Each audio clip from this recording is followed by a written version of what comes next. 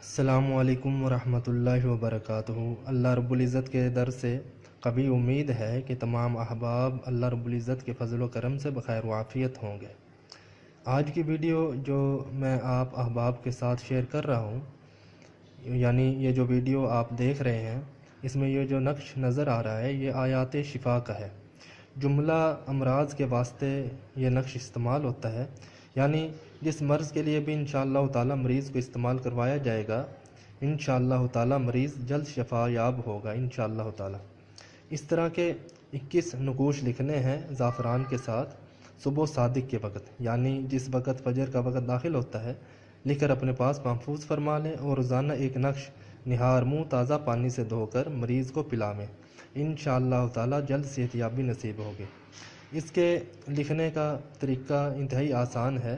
میں آپ کے سامنے انتہائی آسان کر کے پیش فرما دیتا ہوں۔ سب سے پہلے تو یہ دیکھ لیں کہ سب سے پہلے یہ دیوار بنانی ہے، بسم اللہ الرحمن الرحیم، آگے سورہ فاتحہ لکھنی ہے، اس سے آگے آیت الکرسی لکھ لینی ہے، اس کے آگے سورہ اخلاص، یعنی یہ 3 صورتوں کی جو ہے اس کی دیوار بنانی ہے۔ اس کے بعد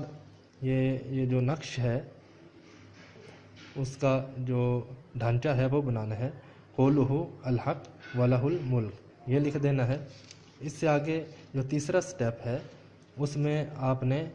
یہاں پہ بسم اللہ الرحمن الرحیم، یعنی بسم اللہ الرحمن الرحیم یہ لکھ دینا ہے۔ اس کے اگلے سٹیپ میں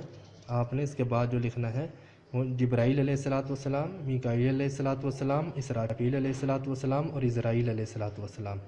اسے آگے والے یہ لکھنے کے بعد آپ نے اس سے آگے لکھنا ہے بسم اللہ الشافی، بسم اللہ المعافی، بسم اللہ الکافی، یہ لکھنے کے بعد نیچے سب سے نیچے یہ جو نظر آ رہا ہے یہاں پہ لکھنا ہے بسم اللہ الذی لا یضر مع اسمہ شیء فی الارض ولا فی السماء وهو السمیع العلیم، یہ لکھ دینا ہے۔ اس کے بعد آپ نے اس نقش کو بھرنا ہے، یعنی جو یہ نقش نظر آ رہا ہے اس میں یہ سب سے پہلے خانہ ہے، اس میں لکھنا ہے 3026 3027، یعنی